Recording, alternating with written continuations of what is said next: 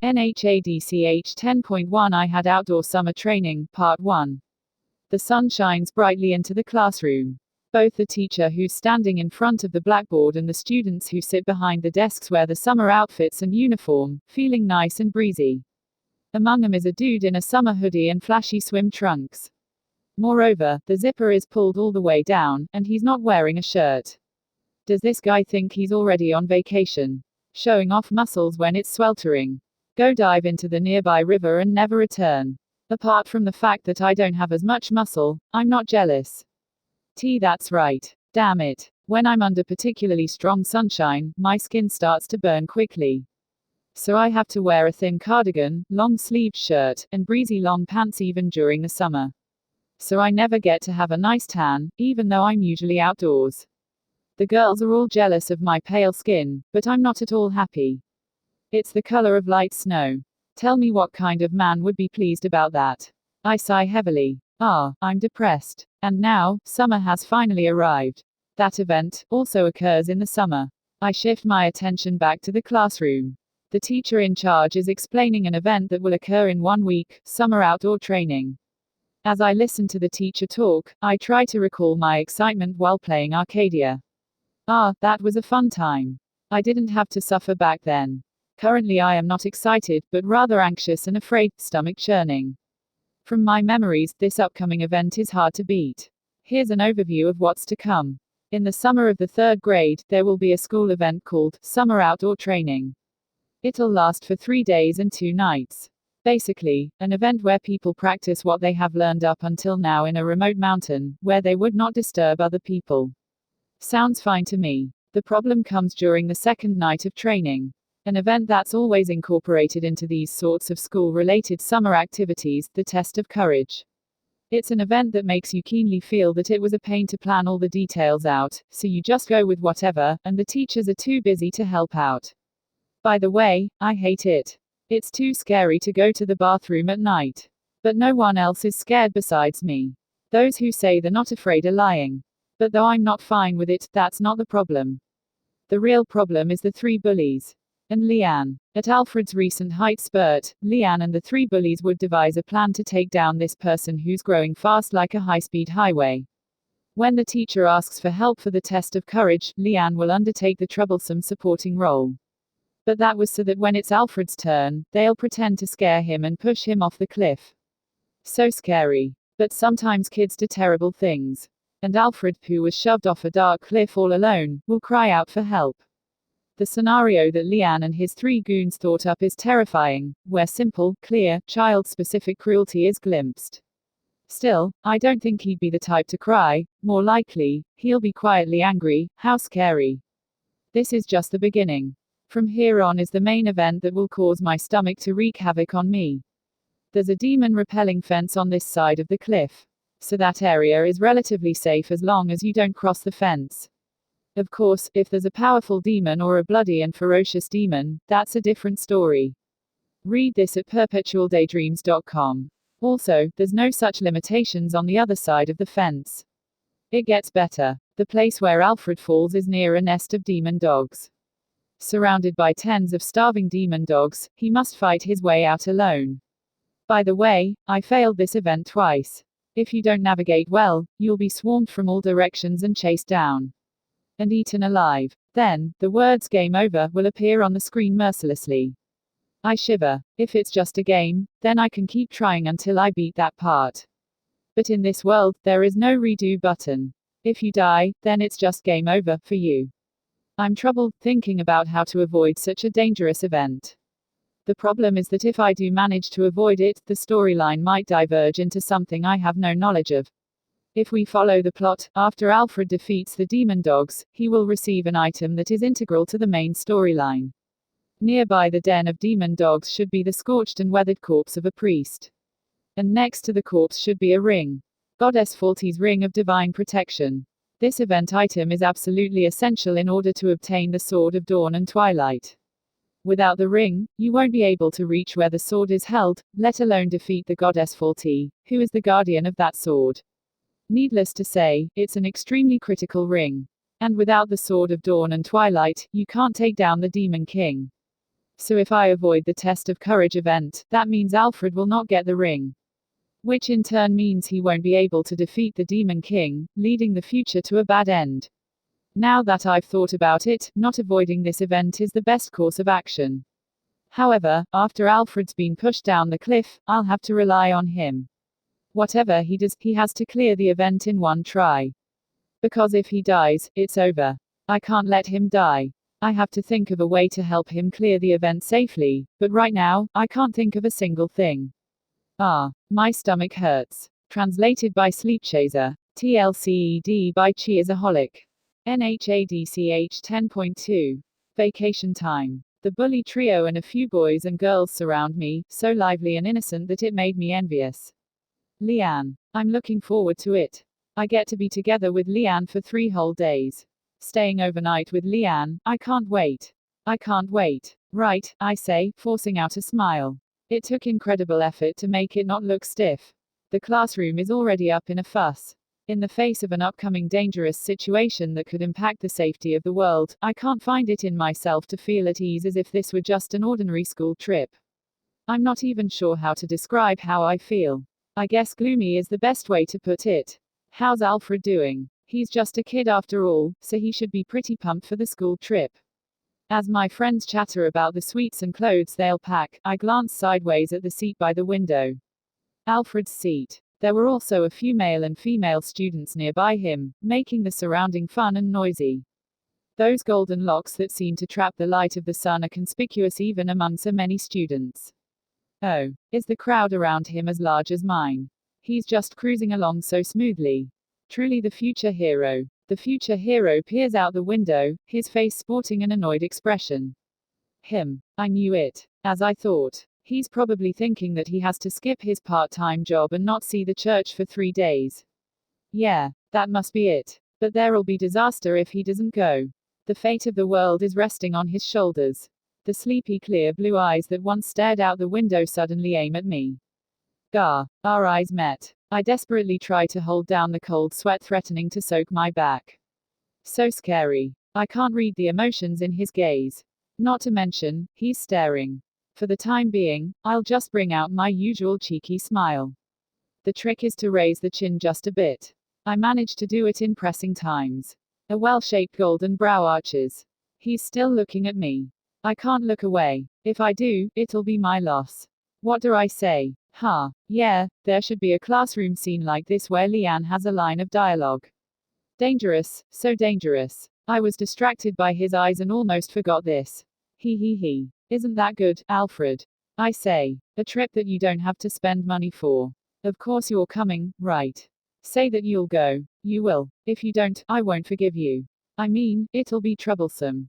Mainly for me. Though if you do go, it'll be troublesome for me, too. But if you don't, it'll still be troublesome.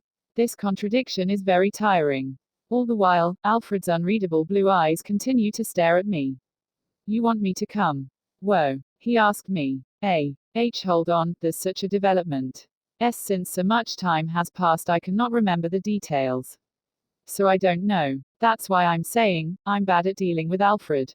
Make things simpler for me. Yay, I mean no, I mean you. Don't you want to go? Blue eyes slightly narrow. Looks like he's thinking hard about something. What are you thinking of? Stop being so expressionless. It's really scary. Still staring at me, Allred sighs. Understood. It can't be helped. I'll come on this trip too. Right. So he's going. Thank goodness. I mean, he did say it can't be helped. What can't be helped? Well, as long as he feels like coming on the trip, then it's all good. As I feel relieved, Alfred breaks into a laugh. What is he laughing at? Read this at perpetualdaydreams.com. What is it? I ask. Nothing much, Alfred replies. Nothing much apart from what? This bastard. Giving me such a troublesome answer. For now, I decide to plaster the cheeky smile I always put on my face whenever I feel in trouble. Let's try to retire now. I'm exhausted. Having to ad-lib conversations is really tiring. But as soon as they see Alfred, the trio of bullies grumble. Leanne. That guy's been impertinent recently. Yeah, pretty audacious. And yet, he's still poor. Yeah, still poor. Well, he certainly has been standing out these days. That's why Alfred has a bad reputation among the rich but unpopular male students. Now, we're moving to a different classroom next, I say. We can't be late. Shall we go, everyone? Why, yes. And so I rise from my desk. The faces of the crowd around me glow red. Thank goodness. Thank goodness that we have to move rooms for the next class. It gives me a good excuse to end the conversation. Within my heart, I secretly wipe the sweat off my brow. Translated by Sleepchaser. TLCED by Cheersaholic. NHADCH 10.3. Since Leon's father is out on a business trip in the capital and his mother is busy frolicking there too, I give the summer training camp contact flyer for parents to the steward Loendl. He's an old, dandy, white-bearded steward with silver grey hair. Ages like fine wine. I'd like to age just like him. Let's make that a goal. I see. Understood. Then please rest assured that I will do everything within my capabilities to accomplish this task. I will check again with you later, and if there is anything else you need, please let me know. Thank you. I'm safe because of you. Leon's father and mother are often out of the estate. Besides, they don't seem interested in school events, so I can't rely on them. The old steward smiles happily. His narrow eyes and oval face reminds me of my grandfather, and my heart throbs with a bit of pain. No need to say that. Please enjoy yourself. I think your 3 days, 2 nights trip with your classmates will be enjoyable and full of pleasant memories. Haha, enjoy, I feel like that's impossible. How good would it be if I can be like those guys, not having to worry about anything and just have fun? I feel like I already want to go home even before going on that school trip. Can I just go home? Is it not possible? Leanne. The dining room door suddenly burst open with a slam. I whip my head around and see Leon's brother, wide-eyed and standing with a look of surprise. He always behaves suspiciously. I don't really understand it. Why you're going on a trip? W where? And with W who? W welcome home brother. It's just a school trip. I'm going to the mountain in the town suburbs during the weekend for outdoor training. It's going to last 3 days and 2 nights. W what did you say? Leon's brother widened his eyes even more, his shock obviously growing. Why is that? T that's not good. It's too dangerous. Dangerous. Ah, don't worry. I'll be fine. There's a demon-repelling fence surrounding the premises. Plus, there'll be teachers there. And my friends are with me too. That part's the most dangerous. They'll be around you from morning until night. My beloved, pure and beautiful as an angel, lovely as a flower fairy Leanne. That's like throwing a rabbit into a herd of beasts. It's too dangerous. If anything happened, even by accident. Ridiculous, I mean, that kind of thing absolutely won't happen. What's this idiot elder brother spouting again? I couldn't help blurting out my real thoughts because of you, you bastard. Broke on to the extreme. You're too oblivious, Leanne. You've got no idea about yourself. Such a defenseless appearance, spending the morning together, taking a bath together, exposing the soft skin reminiscent of snow, sleeping together, showing them such a defenseless appearance and cute sleeping face. If you do these things, those wild beasts won't be able to leave you alone. What if you get attacked in the dark? Leon's brother presses his nose as if trying to hold back a nosebleed, leaning forward as he says this. Sure enough, beads of red drip to the marble floor. You're the one who's dangerous. What the hell is he thinking about me? This pervert. Completely losing my appetite, I get off my seat. Loendl. My brother doesn't seem well, so please help him back to his room. The old steward gracefully bows. Certainly. I shall take it as my responsibility to lead Master Robert back to his room. We cannot have anything happening in the middle of the night, so I'll assign some servants inside and outside of his room overnight. Please rest assured, Master Leanne. 2 strong men dressed in black suits, who previously stood by the walls, came over. They carried my perverted brother away by his arms. As expected of a capable butler. You understand me even if I don't say anything. Seems like they'll watch over pervert brother all night. Thank you, Loendl. I'll buy your favorite first flush tea from the Twilight Garden Cafe. Thanks in advance, I say out loud. Yes, please leave it to me. The old steward returns my relieved smile with a graceful one of his own. From now on, I swear to keep away from my brother as much as possible. In no time, the day of the trip has arrived. The school is providing 5 20-seater carriages for our trip to the mountains. We'll be staying at a 2-floor wooden building. Looks like they're renovating the building to be used. Each room will accommodate 4 people.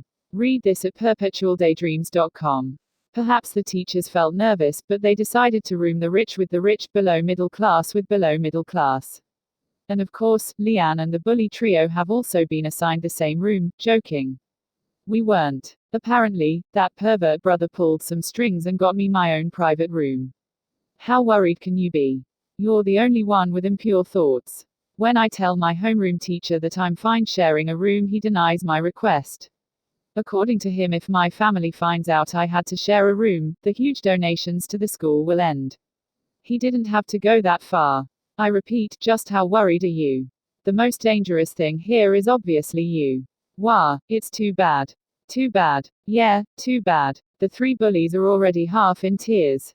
They don't have to be so disappointed. Well, I say. Isn't it fine if you guys just hang out in my room? Why yes. I'll come. Me too. Having a room to myself can be a little lonely. Kind of ruins the mood. Anyway, fast forward a bit. In front of me is our homeroom teacher who's dozing off. He explains our schedule for the trip. A large sigh escapes my lips. Ah, it's coming soon. The teacher's dialogue that will mark the start of this event. Well then, rejoice, everyone. Tomorrow night is the test of courage. But it's difficult for the teachers to prepare by themselves. That's why I'm looking for some helpers. If 7 or 8 of you can volunteer, I'll be very happy. It's here. While holding my aching stomach, I raise my other free hand. Yes, I'll do it. Oh, thank you so much. The teacher is full of smiles. As expected of you. I always thought you'd raise your hand. You've saved us. Flustered, the bully trio rushed to raise their hands as well. If Leon's helping out, then so am I. Me too. Same. I'm so happy there are so many kind children in here, the teacher says. My eyes are tearing up. Now that you 3 have joined Leanne, that's 4 people. Anyone else want to volunteer? We need 4 more. Strangely, several people raise their hands at once. What's going on? Why are you guys so motivated? Well, I know that it's more fun to be the one who's trying to scare others than be the one who'll be scared. After the teacher assigns 4 more people to help prepare the test of courage, he looks satisfied. All right then, this is the deadline. The people who will be helping me should stay behind after class. Then once everyone's dispersed, organize your luggage appropriately in your respective rooms until the next training session. The students scatter, chattering noisily along the way. Meanwhile, the bully trio approach me with mysterious expressions. The event begins. I take a deep breath, preparing myself. There's no other option but to do this. Making full use of my energy to form a smile, I turn to the 3 bullies. And I say the lines I've long since put into memory. These days I've been thinking about that impudent Alfred. Why don't we discipline him a little? Get him to cry. As soon as these words leave my lips, the eyes of the 3 bullies shine brilliantly. Translated by Sleepchaser. TLCED by Cheersaholic. NHADCH 10.4. The first day had a tough schedule. We had to climb a mountain and ate our rations at the peak. As we walked through the mountains, the teachers taught us which plants and fruits could be eaten, how to set up camp and make a fire, and how to hunt for game. Then after half a day passed, we descended the mountain back to our accommodation. The students that were late would get punished. What is with this survival training? Is this really how this event went? It's too unpleasant. I want to go home. I've been saying I'm an indoor type of person.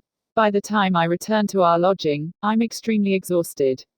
Once nighttime arrives, the teachers and the volunteers confirm the route for the test of courage, along with the locations of the frights. As originally planned, Jade, one of the bully trio, and I take position near the cliff. Nearby are the other 2 bullies. Holding a lantern in one hand, Jade and I peer at the cliff. A large red sign reads, "No trespassing, slippery, and beware of slipping," and in front is the fence made of wooden poles tied with rope. Lifting the lantern, I try to lean my body forward as much as possible. I inhale. While a person probably won't die falling from this height, the cliff is still really deep. Moreover, the slope is steep, almost a 90-degree angle. Looks difficult to ascend, though people who rock climb often probably wouldn't have a problem. Also, it's pretty dark. I can't see through the darkness, but there's a cave at the bottom where demon dogs live. I shudder, rubbing my arm. Hey, Leanne. If you look any more, you'll fall over the edge. It's dangerous. Why, yes. It looks dark and scary. If he falls here, he'll definitely cry. Why, yeah. It's here in this spot that I have to shove Alfred. For tomorrow night. I wonder if it'll go well. No, it'll be bad if it doesn't go according to plan. Oh, that's right, just in case, I'll hand him some recovery medicine tomorrow. Ah, but it'll be weird to pass it to him when he's not injured. I need to think of a reason. Leanne. What's wrong? Asks Jade. Your face looks pale. Ah, no. I'm just a little cold. It's nothing. But it's really dark. Yeah. He. Jade laughs maliciously. Well, let's also hand Alfred the recently finished pendant-type amulet, Shining Self-Protection number 7, complete with flash blinding function.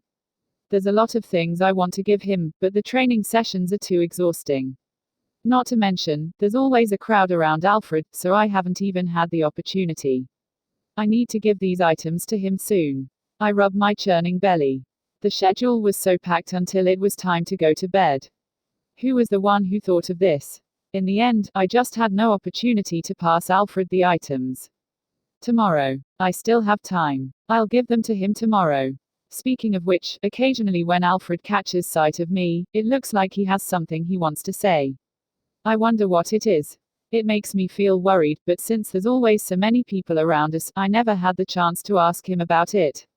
He looks worried, but I could just be imagining things. I haven't done anything to make him worry. Rather, I'm worried about him. With my thoughts in a mess, I ended up staying awake until near dawn. The second day. Today was also exhausting. We practiced saving people from drowning and raced our rowboats through a lake. Then muscle training. Then cross-country through the mountains. Finally, we made a fire by hand and set up camp to make our meals. Why does this feel like a sports team training camp? Where's the strolling through the woods to admire nature, the sketching of scenery, etc.? Who's the musclehead who thought up this schedule? We didn't have to go all the way to the mountains to get some muscle training, you know. So, the troublesome night has finally arrived. Standing in front of the mountain trail leading into the dense forest with its shadows cast wide, the teacher holds a box filled with paper lots. These lots will be used to decide the pairs for the test of courage. Alfred's paired with the number 1 beauty of our class year. As expected of the future hero. Aren't you lucky? Share some of your luck with me. Read this at perpetualdaydreams.com. After the brief meeting, we scattered to our designated positions. The 3 bullies snuggle up close. I'm looking forward to this, Leanne. Me too. Yee. Why, yeah. In the end, I regret that I wasn't able to give Alfred what I had planned to give him. But there's nothing I can do about it now. Jade and I hide and wait in the shadows of the trees and grass. Both of our bodies are covered in a black sheet, with masks that had devilish grins on our faces. In each of our hands is a fake sickle. Our masks and sickles are smeared with generous amounts of red paint to simulate blood. Somehow, it almost seems real. That's the work of an art teacher for ya. We successfully scare 30 pairs.